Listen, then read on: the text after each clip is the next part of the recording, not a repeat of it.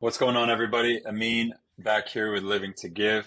Very, very special guest today. I've been out for a minute. I'm actually sitting on four interviews that I haven't edited or posted yet. So I'm coming back with a vengeance to give, and I've got one of the biggest givers who I know. I consider him a brother. I really love this guy. His name is Christopher Hengi, originally from Cameroon. And Chris is a creator who is really inspired by giving back and bringing attention to untold stories and cultural issues. So I feel like some way, somehow, we share a similar mission in life in general. And I love him very much. I love his brother Parnell, his family. They've always welcomed me like one of their own. So, Chris, bro, thank you so much for joining. Thanks for making time and for bringing attention to untold stories and giving back, man. Yo, appreciate you. I mean, so happy to do this with you, man, and it's right back at you. So happy that you're doing this. You have this platform, and again, really happy to have the opportunity to talk to you today, man. For sure. So we're going to talk about something that I think is very important to advance civilization, I believe, and we're going to talk about racism. And I think why don't we just start with what is racism to you, Chris? Man, that's like a that's it is a hard question, but it's something that it's hard to describe, and you usually experience it. You're usually experiencing it rather than describing it to others. But yeah, like really that prejudice, that kind of negative energy, fear, even hatred of other cultures, those that you perceive less than you, different than you. And yeah, I feel like society has really kind of contributed into carrying those types of tropes and stereotypes throughout the decades. You see, like it's not something that is lessened over generations, like us getting older. It's something that continues to exist strongly in a lot of different places in the world, all over the world. But yeah, just something that you wish you would see improvement on, but you kind of fear that we're still dealing with a lot of the same problems today that we've been dealing with over the last 40, 50, 60 years. Yeah, man. Hmm. So something that's, yeah, very tough social construct to discuss with people and kind of tell your own experiences, because a lot of people don't even have those experiences and can't relate. So it's something that's definitely hard to talk about for people. So let me ask you the opposite question. What do you think love is? How would you define love? Love is like what you were just describing earlier, bro. Like when you're talking about like our like family, like the feeling of family and like brotherhood and like unconditional, just like acceptance of no matter like what your differences or similarities are, like you appreciate both of those things. You embrace both of those things. You allow people to be who they are without judging them. And yeah, it's like a warm feeling that's contagious. It is. It is. Fear that hate somehow is also contagious, or certainly seems to be propagating like a terrible Mhm. wildfire. 100%. So, yeah, and so I guess give us your perspective on racism as much as you care to share. Tell us a little bit about your story. Where did you grow up? And, how did you experience racism? Maybe tell us some of the good, obviously the bad, the ugly, but yeah, just feel free to kind of take it wherever you want to take it. But definitely curious, even for me, I may not know a lot of the things you're about to say, and I've known you for over a decade. But yeah, what's kind of your perspective and unique, uh, let's say, vantage point on racism? Yeah, racism is it's almost it's racism is almost interwoven with classism in a sense, I think, Mm, because it's not, I feel like racism on its own is of course like going against different cultures, those that might even be minority cultures, how they're perceived, how they're treated. but that also deals with classism, because I think that people who exercise racism are doing so because they do feel like there's a class difference between themselves and that person that they're discriminating against. And then you see how it does set up in overall culture, and society.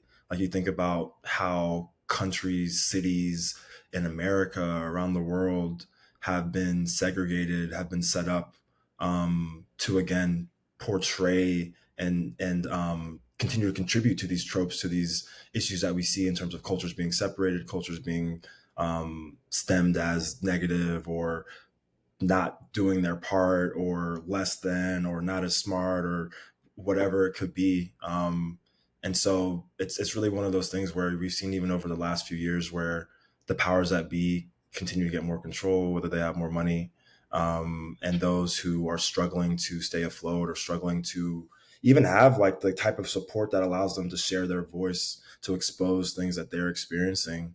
They're almost shouting into the void, or they don't have the support necessary to really amplify that voice. Honestly, like I feel personally, for me, like growing up, it was just something that I honestly am so grateful to my parents. That my parents are so. I mean, you know how like African parents are, and even just foreign. I think foreign parents are just very blunt, because like they, especially if they immigrated to this country, they experienced the things that they knew that we were going to experience as we were getting older, and they didn't want to kind of baby us and be like, "Hey, everything's going to be fine." Like my parents were just like, "This is what the situation is. Like you are different than a lot of your friends. This is why you're different. This is how some people will treat you because you are different. Some people may love you because you're different, but there's going to be a lot of people who challenge you, who feel threatened by you, uncomfortable next to you, don't understand you." And that's something that they prepared my brother and I for really early on. But at the same time, like how much can you really prepare a child going into the world, for some of those things that you experience? Like, I just, yeah, I remember just experiencing these some of these things at such a young age. Like I remember one time, this is one story. I was playing soccer. This is like when I just started playing soccer. Like my brother and I, were living in Salisbury, Maryland at the time, and I'm like, I think I'm 7 or 8 at the time, and playing in this like indoor tournament, and my team, like we're dominating. Like I'm having a great tournament. I'm scoring like 4 or 5 goals a game. Like I'm up top doing my thing.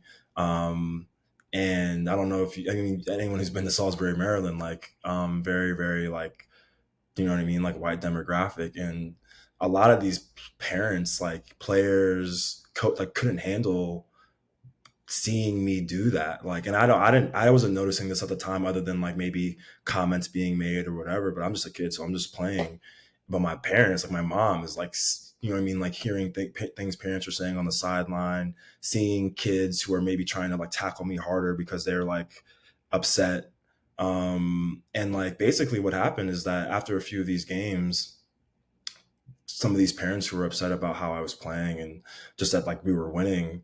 And there were a couple other black kids on my team too. So it was like we were definitely the most diverse team in this tournament. And they basically kind of colluded together to make up this rumor that I was like too old to be playing in this age group, and I wasn't. Like I'm actually like a rather young for my age group, and Mm. basically like, yeah, they brought it to like the tournament like committee or whatever it was, and like there was a golden boot, like trophy for like the highest goal scorer of the tournament, and then they had this other trophy that was for like the best playmaker. It was like the person who had like the most assists. And so I was like well in the lead for like the golden boot or whatever. And so these basically these parents like requested that I be disqualified to win that trophy. That I didn't deserve to win it because I was like I was overqualified, whatever it was. And just like again, like just all the stuff that you would stereotypically hear about, like not even just black soccer players, but black athletes. Like I'm bigger than everybody else, or more athletic, or all these things, like kind of again like things that on a Monday morning, you're watching Sports Center. Those are the things that they're praising athletes for, but they're using it against me in this instance. Just how again racism really works. But anyway, so that happens, and I remember talking to my mom about it. Like she pulled me to the side, and she's like so upset, like just can't believe this is happening to me and like everything on the team. And basically like we just talking she was just talking to me and like, hey, like don't let them get you down, like don't let that change how aggressive you are. And even if that like like they've succeeded in like doing like kind of playing like rooting against you, like that doesn't mean that you can't lift your teammates up, that doesn't mean that you can't be a leader still. And so what I did in the final of that tournament, I had like 6 assists. What I would do is just like, you know what I mean, like dribble, like do my thing, and then I would purposefully pass it to my teammate for them to score. And I got enough assists in that one game to win the playmaker trophy. So I was like, that was like my response where I was like, yo, like y'all are gonna try to bar me from winning this, like I'm gonna go win this one. um and that was unfortunately like there's just so many instances, like whether it's a player, a coach, a ref, even a parent, say making comments, being aggressive towards you, like since I was like 7 until I still even probably deal with this stuff now, like you know what I mean, when I play for fun. But that's just been, yeah, like in terms of understanding what racism feels like, how it shows up, um, whether it's primarily unfortunate to deal with that stuff at a young age, but I think that um, those experiences at a young age, for me at least, just helped me understand what I was going to be kind of growing into as I grew up in the world. As I even moved to the Washington D.C. area, dealing with just like different dynamics, different cultures, going to college, working in corporate America, like so many of these different experiences where you see racism, you see classism, you see prejudice, and how it works and is interwoven in society in these different ways. But yeah, just it's something to be aware of. And I think that's really important to not to be honest with yourself about what you're experiencing, what it feels like, and to not feel like your voice doesn't mean something. How did your mom know to prepare you for all this? You know, you're born in America or born in Cameroon? Like, how did she know or like, anticipate this? Like, was she here for long enough where maybe she felt it and then your parents were trying to prep you for that? Like, how did she have all this wisdom to basically be blunt about it? Whereas, candidly, she could have just kind of let you expose you to the elements. But I thought that's a brilliant, almost like chess move of love to protect you, but then in a moment where you were attacked, also be there for you. And like, it's so hard for her because she could easily go to the parents and, you know, do something. But I think she tried to give you temperance. And I love that you fought these actions with giving by assisting. But yeah, how did your mom know to, and your parents, I will say your father as well, know to prepare you? I mean, it's a great question, man. They honestly just like through their own like painful experiences. Unfortunately, they immigrated here from Cameroon. What was that? I want to say 1987. Mm, And so they were here in Washington D.C. At the time.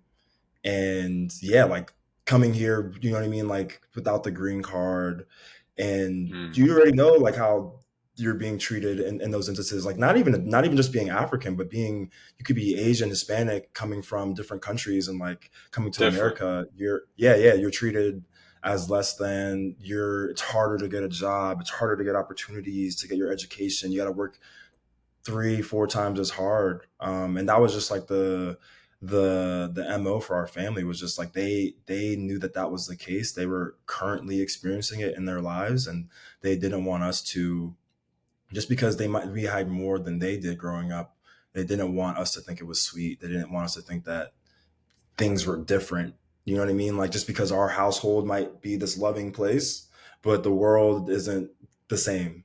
And even like I think about my dad, like my father, he was, I remember when I was growing up, probably like 4 at the time or something like that. We were Mm, living in like Roanoke, Virginia at the time, and my mm, dad was getting his veterinary degree at Virginia Tech, and my mom was getting her bachelor's at Virginia Tech as well. And so my dad, like, of course, he's a veterinarian. He's working wild hours. You know, he might be working a late shift, whatever it is. And so this one day during the week, he's working a late shift, coming back from the clinic, back to the house at like 3 a.m. or something like that, and he gets stopped on the road, like, by this cop, and while he's kind of driving and sees this cop coming, like, looks at his, you know what I mean, like, his car not going over the speed limit, all tail lights, everything is working, seatbelt is on. He's like, okay, like, what's going on? So it gets pulled over again. It's like 3:30 in the morning, and not to get too descriptive, but just, yeah, like, it was just kind of one of those, um, stereotypical instances with the cop where, yeah, the cop had seen him, was tracking him basically since he left the clinic, and was just looking for the opportunity to try to pull him over and exert some type of dominance over him. Like, he pulled him over. He was just being super rude with my dad. Like, you know what I mean? Like, asked for his wallet, would like accidentally drop his wallet, would just like talk to him, like call him bull, you know what I mean? Like, just talk to him in this way, like, and like basically like let him know, like, he's like, I'm watching you. Like, don't think that just because you're, you know what I mean, like getting your degree, like that makes you something, like talking to him like that, you know what I mean? And that was something that, like, again, instead of just kind of keeping that and not sharing that with my mom or sharing that with me and Parnell, like, he did share that. So I feel like, you know what I mean, like, that was like when I was 4. So like, getting older, these are these experiences that my parents are having, that my family members are also having who've immigrated here, are just like a part of my memory, a part of my experience too. And so I think it helps, um, that, yeah, like, for whatever, instance, if other people are going through it and you can trust them, you know that they have your best interests at heart. And, that was just, I guess, how we wanted to kind of treat these experiences, and wanted to be strong and grow from them, in our family. That's a yeah. I mean, that's a beautiful way from your father to basically make lemonade with that because it's so easy. I'm originally from North Africa, originally from West Africa. I feel like there's a stereotype of like, we're maybe macho or something like that. Woman stays at home, cooks, dad's the breadwinner, this and that. Not at all. I mean, your mom is a queen. You know what I mean? Well traveled, just she's a boss. And I bring that up to say that it could have been portrayed as weakness, right? Like for your father to have gone through that, and he's like, I don't want to tell my kids about this because they'll think I'm weak, right? He didn't think like that. He was like, you know what? I'm assuming here. I'm just kind of thinking, trying to put myself in your father's shoes in that horrendous, like disgusting situation. But he might have been like, you know what? Yes, I was absolutely mistreated, abused, taken advantage of, right? And this goes back to like classism kind of thing. It's almost like, hey, like, um, you made it, Mr. Hengi, but like, you know, doesn't mean like you're equal kind of thing. That's almost the vibe that I get Exactly. from that, which is like terrible. But I love that he decided to use that as a great opportunity, a great like teaching lesson, and kind of package that nicely and plant like an amazing seed for you guys to grow, and the whole family to grow. And I think for me, like that, if you want to call it vulnerability, wisdom, and just investment, because like emotionally, that's so difficult. Like he might have been riding home, like I don't know what kind of emotions he's going through, but for him to have not let that define him, and for him to leverage that, like literally leverage that to uplift you and now a community, I think was a great decision on his part. And I think that's what is really necessary and needed because he could have just as easily bottled it up, right? Yeah, yeah. That's very astute and spot on of you, my guy. Like, honestly, I tell people this sometimes, but yeah, honestly, I think I'd be a different person if it weren't for my dad. Like, obviously, my mom, you know how much I love my mom and how influential she is in my life, but just as much my dad as well. Like, I'm so grateful for what you just described. Like, he is easily on the top of a list of people whom I'm almost like I'm shocked by the generosity, the bigger Mm, picture like notion that exists to him in terms of how he does treat situations that maybe are unfavorable to him. Like you said, mm, like the vulnerability, the love, the yeah, just like I don't even know, just being the bigger person and whatever that means in 2023. Um, because yeah, like I think that we're at this point, especially now, like we're talking about racism and how we find ourselves here after all these years still, where a lot of us feel like, why should we be the bigger person anymore? Like, why do we need to make other people feel comfortable or whatever it is? And I think that obviously my dad like picked his moments to do that. But like, for example, like we would be at, let's say we're going to Walmart, like me, my brother, my dad, or something like that. My dad is, yeah, like super low key. Like he there's a guy who has things, has money, but like you wouldn't know by looking at him. And but yeah, he would tell me again, like this is how overt, or not overt, like how kind of like behind the scenes and subtle racism can be, and especially in America. Like we would be in line at the Walmart, and my dad would be like, "Hey, like watch what's about to happen. This cashier hasn't asked the last five people for their ID, for their wallet, for anything. He's just like let them go by, like just super simple. He's going to give me trouble. He's going to try to, like, you know what I mean? Like he's going to look at me weird. He's going to look at me up and down. He's going to ask to see my ID. He's going to ask to see my credit cards. And like make this very difficult for me. Cause again, like this is what we have to deal with sometimes. And like, that's like, and that wasn't something that just happened once. Like that happened like 6, 7, 8 times in my childhood. You know what I mean? Like we would go and he would look at my brother and I and just like, and sometimes he would it wasn't like he would just like ignore it. He would confront the person. He would expose that person. He would be like, he would tell them that. He'd be like, hey, I've been watching you for the last like 8 people. Yeah, like I know. And he would give these 3, 4, 5, 6 things that he noticed that the person did, and like just proving like, hey, like we both know what this is. And the person would either have to like pretend that they didn't know, and you know what I mean, just commit to to that, or like they would apologize. You know what I mean? Like, cause they would just be like, wow, like, what am I doing? Like, you know what I mean? Like he would expose them in that way. But again, like something that I felt was so powerful in terms of even understanding what true power is. Like, I think that when you're in those situations, like you're the person who's controlling the integrity of a room, of a situation. And have I always done what he's done in that situation? Like, no, there have been times where like I've exploded or I've handled it differently, but there've been a lot of times where I have handled it like he has, and that's only because of being able to grow up around that and like have him as um, somebody in my life who is showing me how to do that and helping me understand what that means, in terms of me being my own man and making my own decisions of how I want to live my life and treat other people, regardless of how they treat me. And that's been something that has obviously been a journey, but something that again I'm super grateful for him and my parents overall in terms of just how they have always decided to treat people regardless of how the world has treated them. it's pretty interesting how, again, he decided to deal with that situation with number one, candor.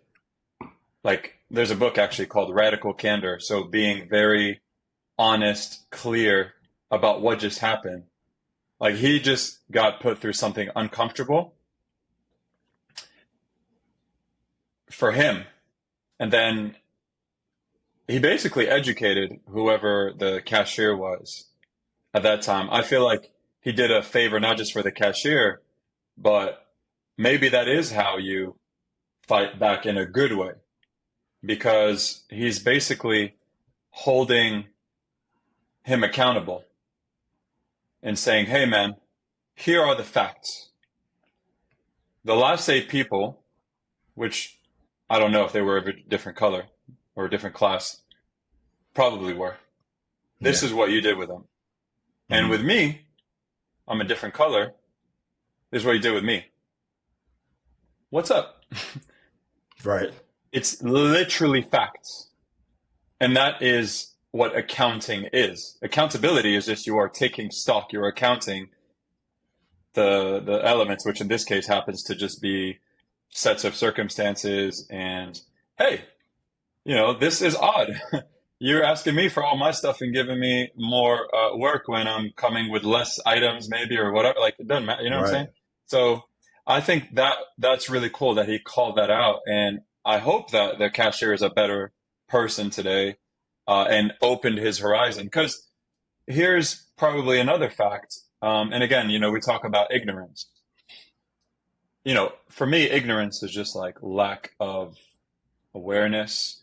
Maybe you're not as well traveled. I mean, your parents combined probably traveled, millions of miles, right? They've seen a lot, Right. and that cashier might not have.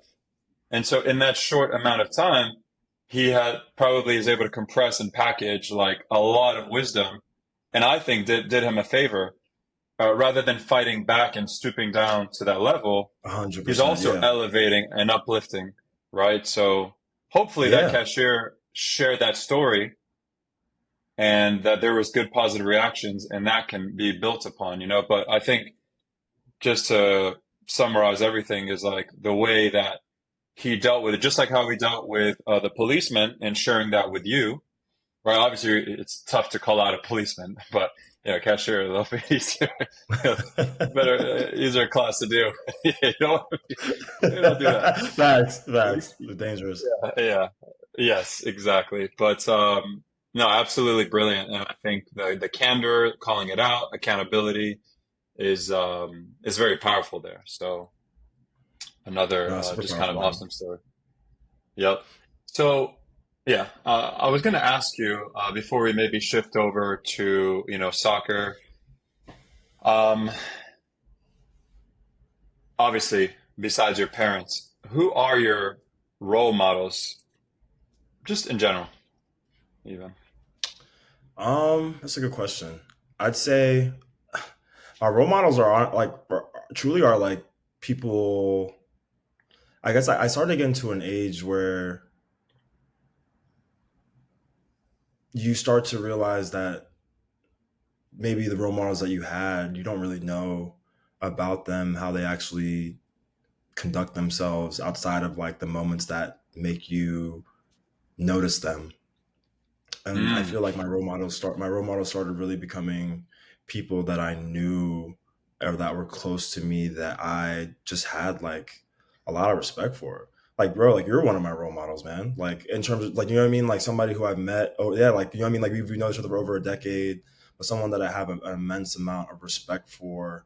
Who again, like people who I notice, like we're talking about the candor and like the accountability, like people who I noticed also do those things and even can do those things in moments where I feel like I might not be able to do those things. I'm like, man, I respect that you said that you held that person accountable, that you stuck up for yourself, that you maybe diffused the situation. Like there's so many different experiences and things that could happen, but just seeing, I love and really respect and look up to people whom I know have the capacity to do those different things and are also vulnerable and human at the same time. Like it's not about being right all the time. It's about again that capacity. So like yeah, like I mean yourself is you're 100% in that group. Like my brother thank Parnell, you. one of those people whom Yeah. again like we're super close. Like he's only a year or so older than me, but so many experiences I'm watching him have as well, like at the same ages, whether we're in a different city, state, country, whatever it is, and someone again like you see him today and who he is, and you just have an immense amount of respect for him, knowing that he's gone through a Mm, lot of the same stuff that I have. Um, but yeah, I think like you brought up soccer, like I think early on for me, I was always attracted to at first it was I was attracted to the reason I was attracted to players who were maybe like creative or expressive, mm, or had like a unique personality was kind of feeling akin to that myself. But I think mm, as I started to get older, it was subconsciously it was also that they stood. A lot of these players also like stood for something. It wasn't just like for the sake mm, of oh, like I just want to play, but like they understood what playing meant. They understood like who they were in a situation and the kind of overall construct of the game and what they could bring to the game by being themselves fully, by advocating for things, by exposing things like we're talking about. Like I think yeah, like some of these issues, especially with racism, you have multiple sides of it, but at least for the people who are experiencing it, like we're talking about, I just have high respect for, like, you know what I mean, whether it's Thierry Henry or Samuel Eto'o. There's so many players, honestly, like that Yeah. have had moments where they've stepped up, they've said something, and even just like the way that they play, it's with confidence. It makes you it makes people have to like to kind of throw away stereotypes that they have for black, whether it's black athletes, black anything, or just people who are doing it differently. There's a lot of women who inspired me as well. Like I've been super inspired by Serena Williams my whole life. You know what I mean? Like her story is incredible. She's just completely broken the mold for not just Hmm. tennis athletes, but female athletes in general. And but you know what she's dealt with, like the honestly like the horrific things, like in terms of what they said about her, what they tried to portray her as, just because she's different, she's looks different, she's built different, she plays different, she sounds different. I've even had arguments with people that I've gone to school with, right? Like that's again like how perverse racism is in our country, where I've heard somebody like basically saying like Serena Williams should just be grateful to, you know what I mean? Like just be grateful to have what she has. Like she's not who she is. Like again, like that almost like classism part of the racism, where people are like, you don't belong and you should feel lucky to be here type stuff. And you're like, this is the best, one of the best athletes to ever play a sport, and she represents so much more than you could even understand, you know. But yeah, so I think like just the people like that whom I know I mentioned athletes, like there's just so many people who inspire me. I could be inspired by somebody I read an article about, you know what I mean, and come to know their story, and just I identify with you. Like I feel like we're both like empathetic people, where you can just Mm. easily put yourself in somebody's shoes and kind of almost feel a bit of what they're going through. Where you're like, man, like I can't believe that's what you're dealing with. This might not be what's in the text, but this is what you understand from reading or hearing someone's story. And but yeah, Mm. I definitely feel inspired by just people who are even still today. Like we all have our own walks of life and crosses to bear, but people who are fighting for their realities, fighting for their identities, for their cultures, for their Mm. communities. Um, yeah, Thank you so much for those flowers. I feel the exact same about you, about your brother. You're both very emotionally aware, heightened sense of awareness, consciousness, and I feel like all of what you guys have gone through, going through, will go through, will only keep callousing you. And as long as you all keep fighting that with love, and it's tough to be empathetic to that, I will say. yeah, I yeah, mean, but empathy is a powerful word, right? Like if you think of the definition of empathy, it's understanding where the other side is coming from. And so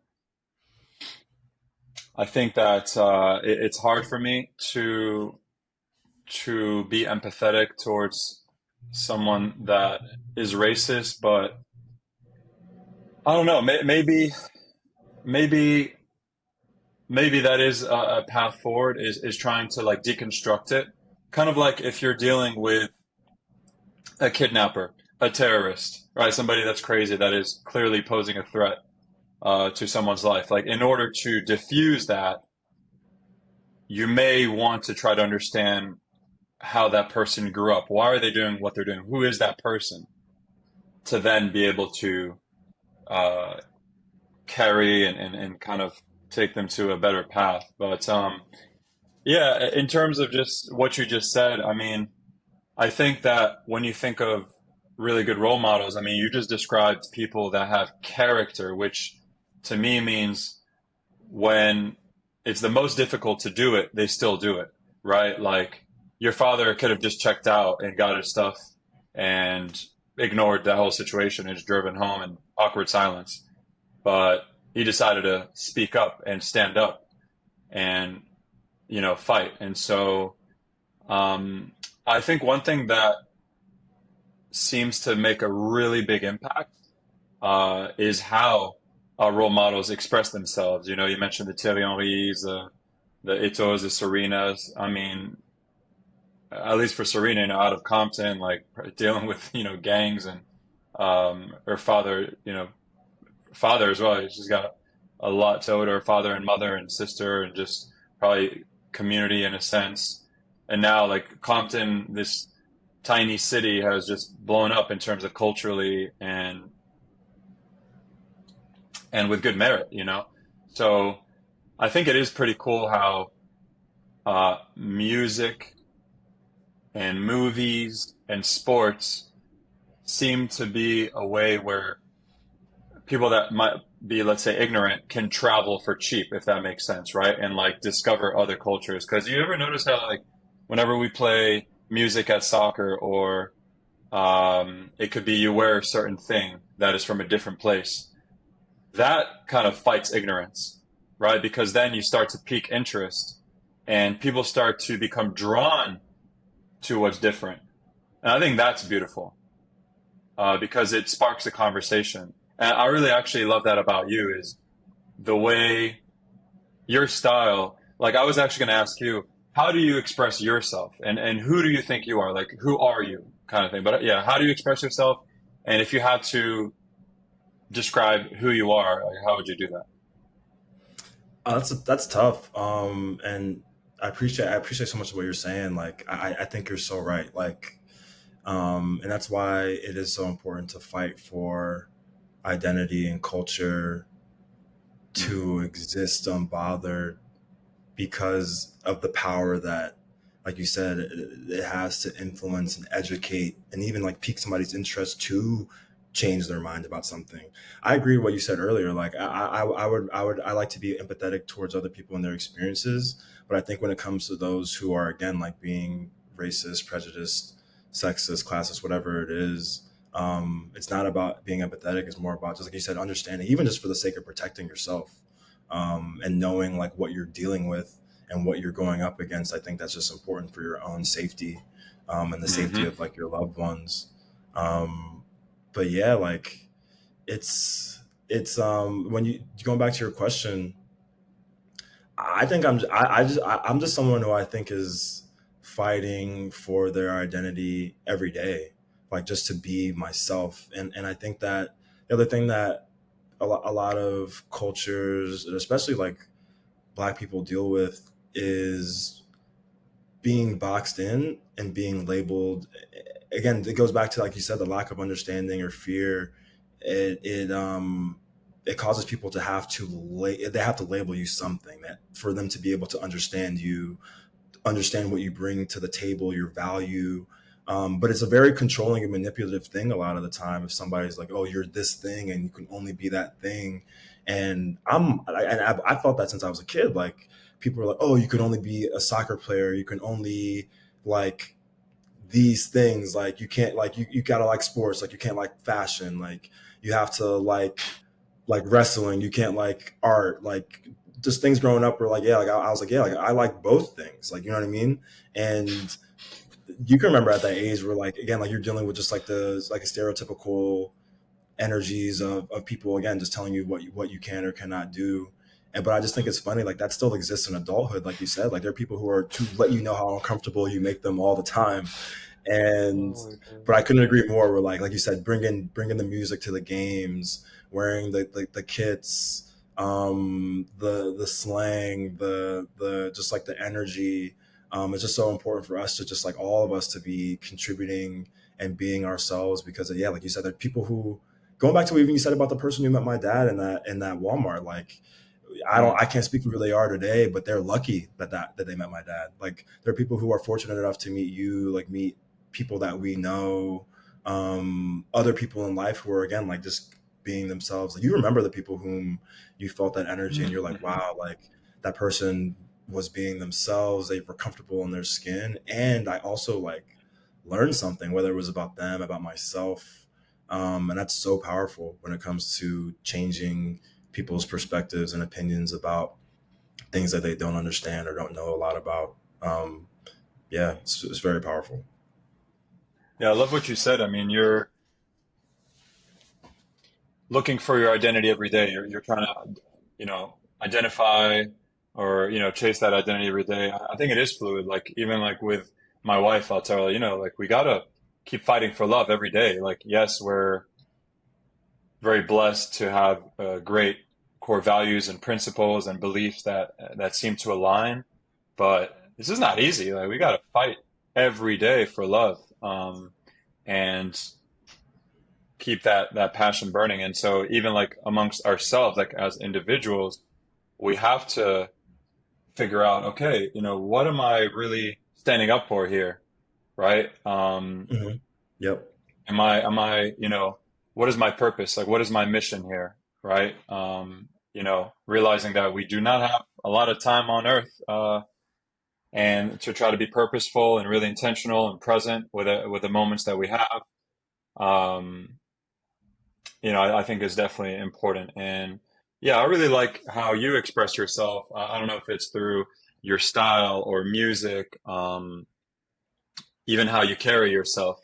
But yeah, it is kind of basically funny to me. It's almost like ridiculously funny how people try to box you in and tell you what you should do. I find that actually hilarious. Like it's like, Hilarious. yeah, it's Hilarious, actually hilarious. It's like man. And, it's and a it, great comedy. it is, and it's sad too because like what you're talking about as well, It's man. Like it's such a good point. Is like on the opposite side of it. Like if you're going back to even again your question about like who like identity and who you are. Like I something that one of the things I pride myself on is regardless of what I'm going through or dealing with in my life, like I want people, whoever's around me, to again like they know like that is a space that they can be themselves. Like there could be jokes that you don't make with other people you're able that we're making, or things that you could say about yourself or share about yourself or sides of yourself, because again like we're not just all one thing. Like we like to express ourselves in different ways, and that's why people have different friends. Like they do different things, they eat different food. Like we're not just one thing every single day. But yeah, I genuinely always want to be someone that helps bring that type of comfort and energy out of people who I'm around. And yeah, because it's not it's really about contributing to that energy. And again, like you could just meet somebody for 3 minutes at the airport, right? Like going different ways in the world. But again, you remember when somebody does that for you, and somebody makes you feel good, makes you feel seen, like makes you feel understood, or just like, again, even just for a moment. That's Mhm. something that's always been important for me. Like you talk about purpose, where like you can't put a number on how much money you want to ever give, or how much time you ever want to give, or certain things. But that's something that you can't really put a number on it. But I feel like it is a part of at least like my purpose, like and why I'm here. It's not wrapped up in like a title or an initiative, but just like as a human being. I feel like that's I want to be one of those people versus the opposite. Yeah, a couple of things there. Like I do actually appreciate you massively because you are someone that I've brought a lot of very deep, like personal things to. So I think that is very helpful because you need, again, this type of, you know, self-awareness and like deep conversations, like very open kind of conversations that, you could have easily judged me, but you didn't. And you shared something else that really helped me get through it. And I think those are really crucial conversations that need to happen to carry us forward again as a human race. Um, 100%. Yeah. and then, Well said. yeah, and I do believe like this is gonna sound crazy, but I'm crazy, so be it. Um, I do, I do, I do think that we all have multiple personalities, and I don't know why that's a disorder. Like I might want, you know, to eat a different type of food tomorrow. Like So that's like another side of me that just wants that, right? Or I may want to hang out with a different person, like you said, right? So like we're all like different versions of ourselves. You know what I'm saying? Like maybe I want to be lazy sometimes, just chill on the couch and watch movies. Or another day I want to be like elite level fitness, like you know. So I feel like we are just our experiences, our beliefs, our decisions. You know, the decisions we make still our fate. But one thing that you said that's really important is at the end of the day, like what we leave behind is, you know, how we make people feel. I think there's a great quote by Maya Angelou, which I believe goes something like, I'll paraphrase. It's like, people don't really remember, you know, what you say, but they remember how you make them feel. And I think that's very important. If you genuinely go out there and trying to be a light, like someone's light, um, especially when nobody else is watching and you don't have to like post it on the gram, like that's Right. real giving, I think, you know. Um, so, you know, we could take this a few other directions. You know, I did want to share, you know, one of your role models and kind of like what he went through. If that's okay with you, and I wanted to maybe take this to, uh, you know, I was watching like Interstellar yesterday for the I don't know how many at the time. I love that movie, and Great I don't know movie. if you remember the concept. Yeah, and it was like the one thing that transcended all dimensions. Do you remember what it was? Love. Yes, bro. So, Yeah. Well done. Well and I done. thought, Well done. yeah, I thought that was super cool. This wasn't staged. Like I literally just finished it yesterday. I've been wanting to see it for a Yeah. while. So maybe we can wrap up on that. But you cool if I share this Samuel Eto'o video? Of course. All right, nice one. So let's see here. So Samuel Eto'o, for people that don't know, is a huge gift to football, period. Let alone African football. And you know, it's crazy. This video, he played for Mallorca and for Zaragoza, and this stage, this is I don't know, like 17 years ago. So you and I were 16 probably when we were watching this, and you know, still obviously developing as men, or you know, or boys still. And so watching this was very shocking and confusing almost because it's like, why is the game stopping? Like, what's going on? What happened? Right. Right. And it's almost like the commentators are trying to understand what's going on here as well. But yeah, let me just play it here and you can feel almost the raw emotion.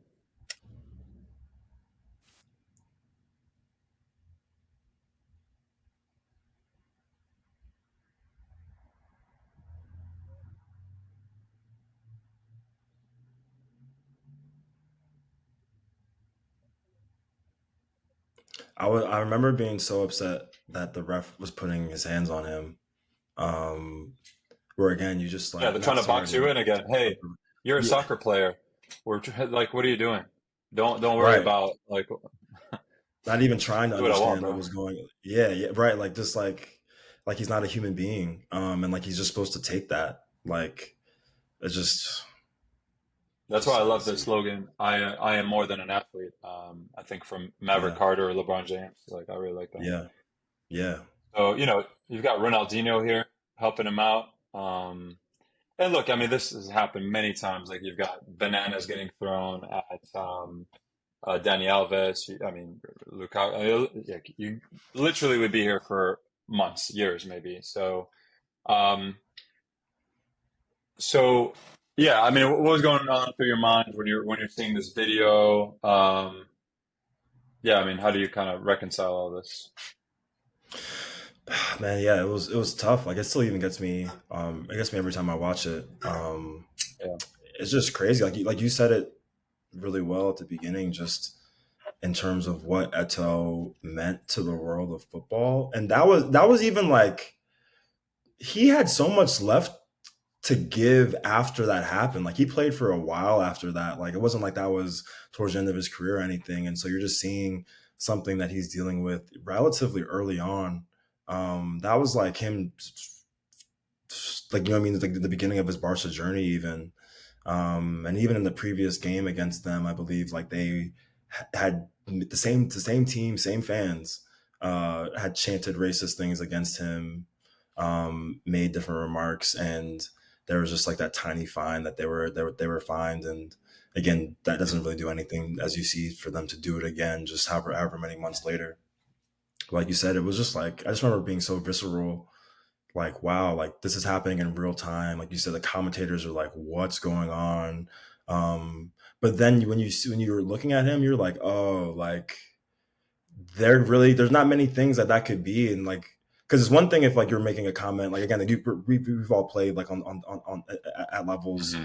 and somebody makes like a comment about your family, something else, like you're a significant other, like something like that. Like I feel like those instances are met differently. Like, you know what I mean? Like there's a different reaction to those things.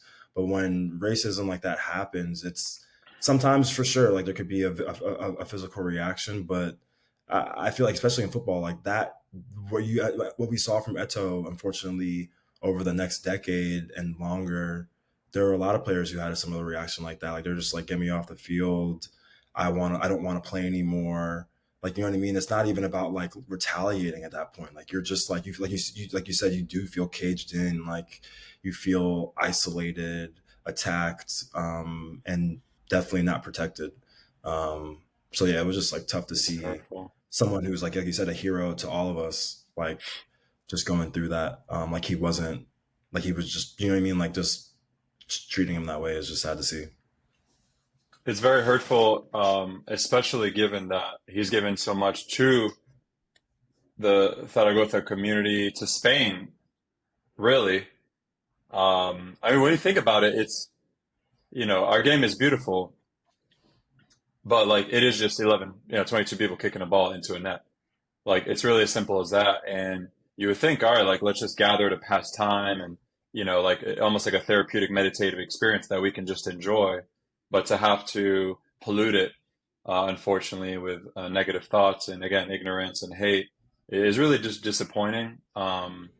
When I feel like the beautiful way that footballers are able to express themselves is by sharing their joy and their love, just like a Ronaldinho would do, like he's literally just smiling and laughing and playing and um, not even on some like arrogant stuff, like just pure class and humility and just sharing his gift with the world. So to denigrate that is just kind of really disappointing.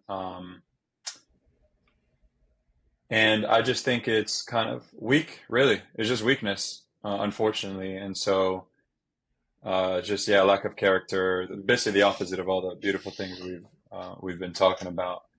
Um, but yeah, so thanks for sharing that. And let's see. So yeah, I guess the only place to finish this with or go to here is love. I know it sounds corny and everything, but I do literally feel like it transcends everything. Like anytime I have a big life existential issue or problem, whether it's with family, whether it's a conflict within myself or people close to me, whatever it is, like it does always seem that love is the answer. What are your thoughts on that? And, could that be the antidote to racism? It's such a tough one. Um, I think about this a lot, and I go back and forth sometimes. Like it might even depend on how I feel on that day, or like something that I could have Hmm. experienced, and how that might make Hmm. me change my mind that day, or whatever it is. But I think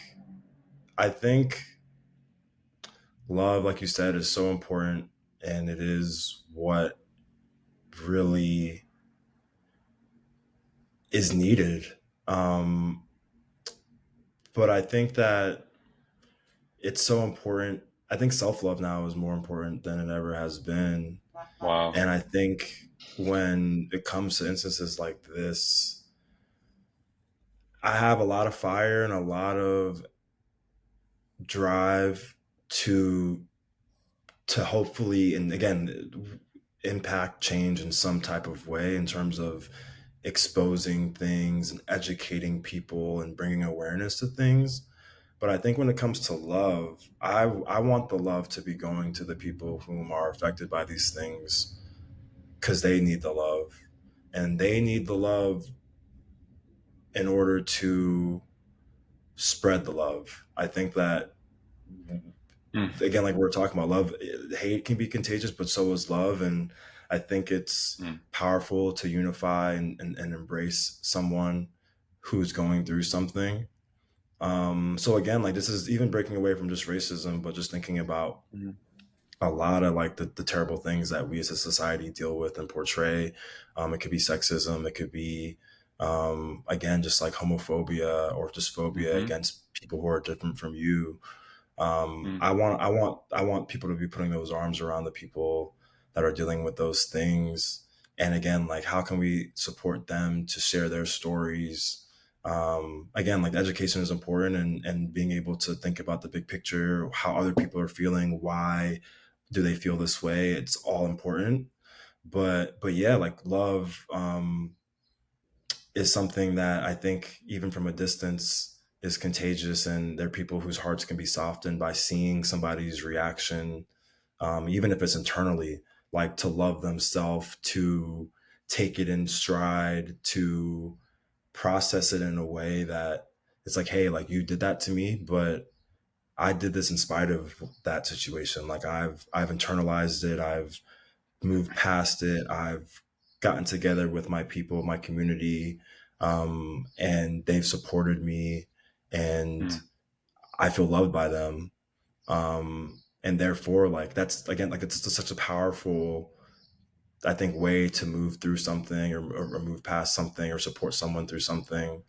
Um, I do think that love can be a unifier between people who feel differently about something, but I think that's something I can't speak to someone who feels racist or feels sexist or threatened by these people who are different than them.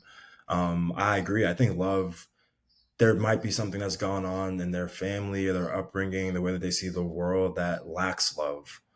And to your point, love could be the answer for them. I just don't know. I don't always know in like what form. And to be honest, like I think I think it's so important now today, like going back to the self love, that the people who are going through these things and being and the victims of these atrocious acts and like terrible, just yeah, like the way they're being treated, it's not up to them to like to figure it out. It's not up to them to solve racism, to make everything good, to brush it under the rug, for everybody to feel good. Like no, like mm, they deserve to feel healed, to feel empowered, to feel loved. And the person who is kind of perpetrating these acts, like again, I'm not trying to say they don't deserve that either, but it's up to them and the people around them to kind of enact that change and help them see the light, to maybe have a different perspective, to apologize, to own up to things. mm, But I don't want anybody who's being victimized by these things to be waiting around. Like I don't think it's not even, it doesn't serve you to wait for somebody to apologize to you. Like that may never even happen. I think it's up to us to kind of take the love in our hands and decide to move towards that. And again, worry about ourselves, worrying about moving forward, and feeling mentally healthy, feeling healed from these things. Um, Instead of like feeling like we have to do that and also bridge the gap and be the main educator, the main speaker, like be the person who's always like making it good. Yeah, I want those people to feel loved. And that's how, yeah, that's currently how I've been feeling for a while now. Just again, yeah, wanting to make people who are going through these things feel supported, and like to have someone who understands them, and or wants to amplify their voice, or support them. yeah, I think everything you just said there is literally the mission of why we're here today. is if anybody's listening to this and has gone through an atrocity like like what your father's gone through, what you've gone through, what Samuelito's gone through, what millions, maybe billions of people go through, maybe every day or every week or every month, and will still go through probably right now and tomorrow. That yeah, love yourself.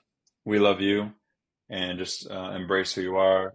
Be yourself. Be unique, and you're beautiful. You're amazing, and yeah, don't stoop down to that level. Just love yourself and keep it moving. And maybe, if you have it within you, share that story so your community can uplift you. And just like Chris here, who got wrongly stripped of his incredible, goal tally, he assisted his way to the top. So, and that's fine too. Yeah, and I think there's always going to be people, whether it could be, it could be another black person that tried to pull you down too. There's that. And so whoever it may be, whatever the situation is, keep loving yourself, keep pushing, keep fighting. Um, you'll get to where you want to get to. We should all really be grateful just to be here, hopefully in good health and, just having good communities, being able to have talks like this, I think is very important, and crucial and critical, maybe even imperative to just kind of um, raise awareness and hopefully stifle or put some sort of dent. But yeah, every drop counts. And yeah, any kind of last words, Chris, or final thoughts as we wrap this up? No, man, obviously we talk all the time, but this has been really great to talk to you about this. I'm again really proud about what you're doing, and like you said, like this is yeah, just for those who anybody who's able to see it or connect, and just again know that there are people who care about these things and want to talk about these things. Um, yeah, just like keeping that energy. You're not alone in what you're going through. Just because you might not be the same as somebody else's experience doesn't mean that they don't care. Um, and yeah, but protect yourself, love yourself, put yourself first, and take care of those people around you. But yeah, man, really glad to talk to you about this, and hopefully we can continue to bring awareness to these things and continue to give back in ways that help change the future for us, for our kids, and things like that. Yeah, yeah, absolutely. Yeah, gotta invest for the future, and that's one of the things I love about content is that it can transcend, a lot of hopefully generations. So I think if one person watches this and has gone through a difficult scenario like this, and this helps, great. That's awesome. That's literally all we're here for. Or if anything, I had an awesome conversation with you, Chris. I love you, bro. Thank you so much for taking the time, and look forward to seeing you very soon. Same, right back at you, man. Love you, brother. Really appreciate this, and we'll definitely be chatting soon. Thank you, bro. All right, guys. So um, we will link to Chris's Instagram here. Again, open invitation. Reach out to him, to us, and follow his story. He's an incredible, incredible human being, incredible artist, incredible creator. Um, you know, big man of character, is a great man, and so definitely encourage you to follow him and check out his story and how he's always being able to share and bring attention to untold stories and cultural issues. So love yourself and have a beautiful day.